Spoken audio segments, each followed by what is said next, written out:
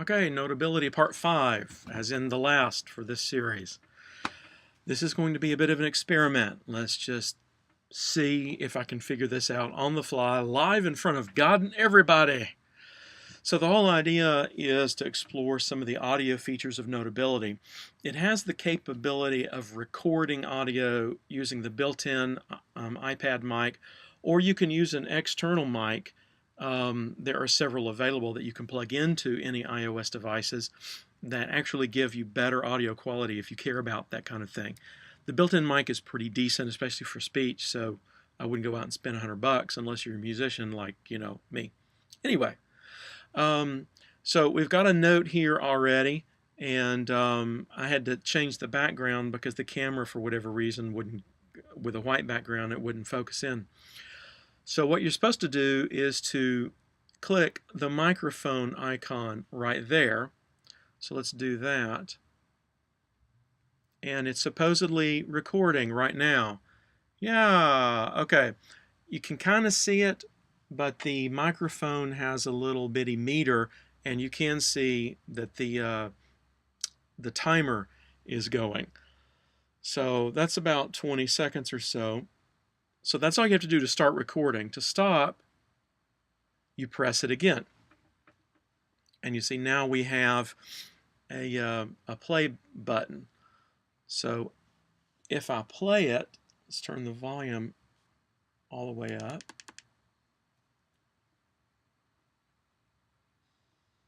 And it's supposedly recording right now. Yeah, okay.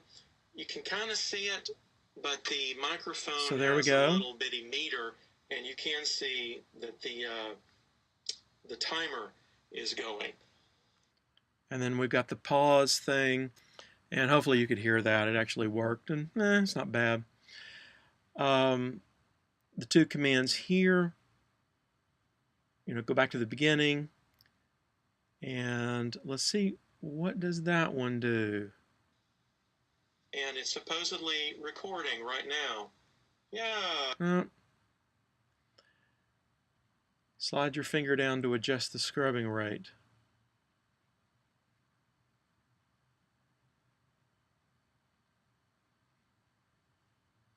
Okay, so what I'm doing here is I clicked on the playback button right there, and then slid my finger down. It says 1/8 X, or 1/4 or half. You can kind of see it, but the microphone has a little bitty meter, and you can see the bitty meter, and you can see. So you can use that to figure out exactly where you want to get rid of one word or whatever. Clicking on the speaker, that gives you volume. And to tune, it's your basic EQ. You can kind of see it, but the microphone has a little bitty meter, and you can see that the timer low frequency is going. So that's about 20 seconds or so. So that's all you have to do to start recording. To stop. So that's basically an equalizer.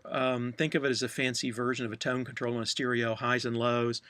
What you have, and what I did, I clicked the speaker and clicked the word tune, and instead of just high and low, you have 5 bands: low at the bottom, high at the top, and then some in the in the middle. Not quite sure what the audio zoom thing does. So we can play around with that. The cassette shows you all the recordings that are associated with this particular note. Recording 1, 23 seconds created, and you can see on what time. And if I edit, then I can hit the edit button. That's right. And then I hit the minus, and then I can delete it. So that's really about it for your audio. So I wonder what happens. Let's see. Test 1, 2, 3, 4, 5. And hit stop. see. Test 1, 2, 3. All right. So if I try to export, let's send it to Google Drive, and I'm going to send it as a PDF, and we're going to save the recordings. Wait for it to call up my Google Drive. What I want to experiment, I'm going to place this export inside the folder that everybody can access, and let's see what happens if you open it up. See if you can open it up and see if you can access the audio.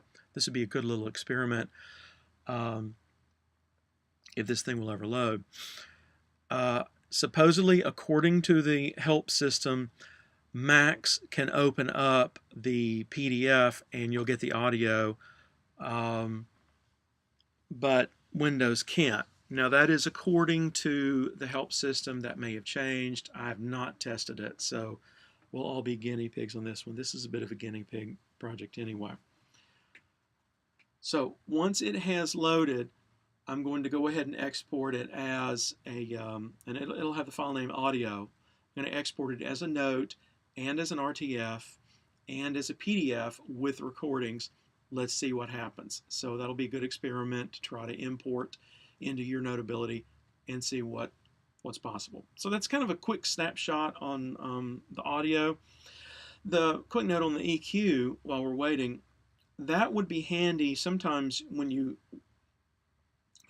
that would be handy if you get a recording where there's a lot of low frequency boom, or for example, air conditioning has a lot of times this low hum that you're not aware of when you're in the room, but when you play back a recording, you are. Or a really high kind of sound. The EQ would be handy for knocking that out and making the audio much, much less annoying to listen to. So just a possibility there. It's one of those things that it's good to know it will do it, and then once upon a time you may find it actually to be something you want to use. You can come back, watch the video, and in 3 minutes I'll know how to work it. So that's it for Notability. Go forth and conquer, figure this out, and then we're going to talk about in the training sessions, hopefully, a lot of file management and dealing with students and pulling stuff in and that kind of stuff. So there you go. Holler if you got any questions. That's it for Notability for this point in time anyway.